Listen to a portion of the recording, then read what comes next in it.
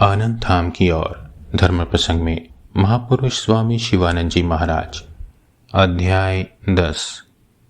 इस अध्याय के पिछले भाग में हमने मठ के एक सन्यासी और महापुरुष महाराज के बीच में हुई वार्तालाप को सुना। आइए अब हम इस वार्तालाप को आगे सुनते हैं।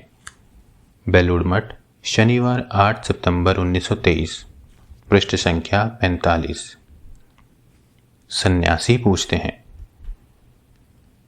जीवंत आदर्श आंखों के सामने देखते ना रहने पर सारे समय जीवन की गति को आदर्श की ओर नियंत्रित रखना बहुत कठिन है।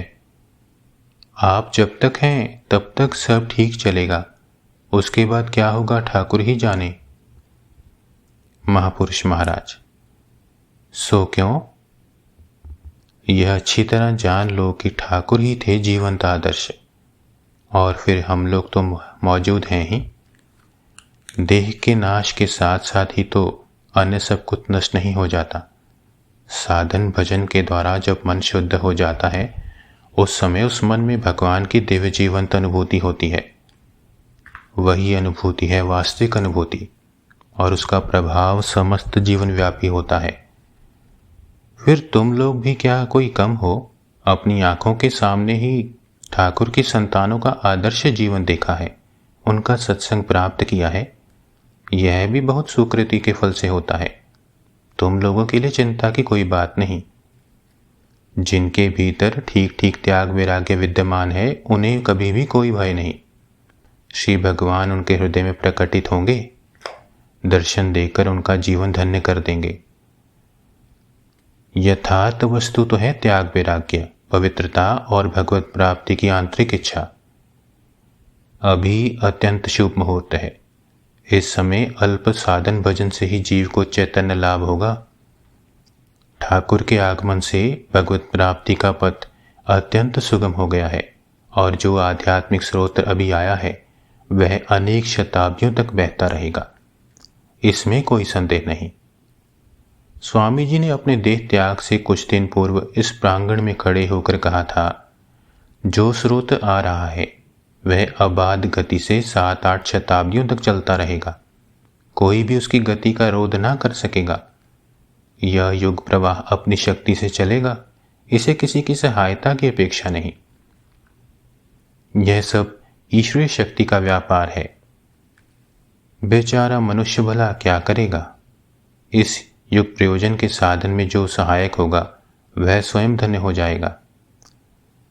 ठाकुर जिस आध्यात्मिक शक्ति को लेकर जगत में आए थे और जिस शक्ति को वे उद्बुद्ध कर गए हैं, उस ईश्वरीय शक्ति को अक्षुण्ण बनाए रखने के लिए ही तो ठाकुर के इशारे पर स्वामी जी इस धर्म संघ का निर्माण कर गए हैं और इस मठ को प्रधान केंद्र कर इस महान कार्य की सूचना दी है। यह मठ ही है आध्यात्मिक शक्ति का उत्पत्ति केंद्र। इस स्थान से ही आध्यात्मिक शक्ति का स्रोत प्रवाहित होकर समस्त जगत को प्लावित कर देगा। इसलिए तो उन्होंने अपने सिर पर से ठाकुर को लेकर यहां बैठाया था। ठाकुर ने स्वामी जी से कहा था, तू मुझे सिर पर उठाकर जहां भी ले जाकर रखेगा वहीं पर मैं रहूंगा। भगवान श्री रामकृष्ण देव की अस्थियां जिस पात्र में रखी गई थीं, उसे स्वामी जी आत्माराम का पात्र कहा करते थे। यह मठ जिस दिन प्रतिष्ठित हुआ, उस दिन स्वामी जी आत्माराम को अपने सिर पर उठाकर ले आए और इस मठ में स्थापित कर दिया। उस दिन पूजा, होम, भोग आदि खूब हुआ था। मैंने ठाकुर के भोग के लिए खीर पकाई थी। ठाकुर को मठ में प्रतिष्ठित कर स्वामी जी ने कहा था, आज मेरे सिर पर से जीवन का सबसे महान उत्तरदायित्व उतर गया। अब मेरा शरीर पात भी हो जाए तो कोई हर्ज नहीं। उसके बाद से सब साधन भजन यही हुआ है, आत्माराम को केंद्रित करके। स्वामी जी, राजा महाराज, बाबूराम महाराज, इन सब ने यहां पर कितना साधन भजन किया था। वे सभी थे अवतार कल्प महापुरुष, भगवान के पार्षद। अवतार का संग छोड़कर ये सब अधिकतर नहीं आते। ये सब महापुरुष इस मठ में कितना साधन भजन कर गए हैं।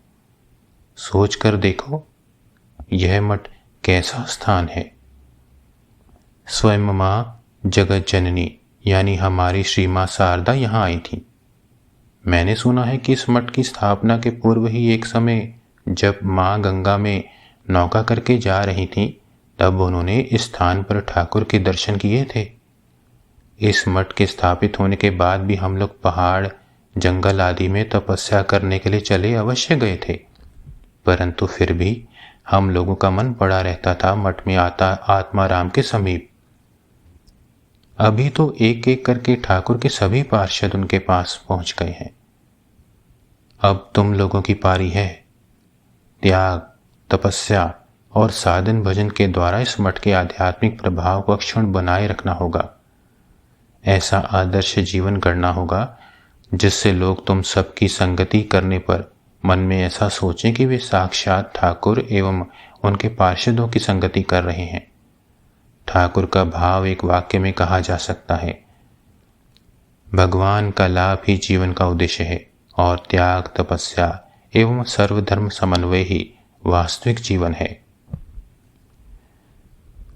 ओम श्री राम कृष्णार्पणमस्तु।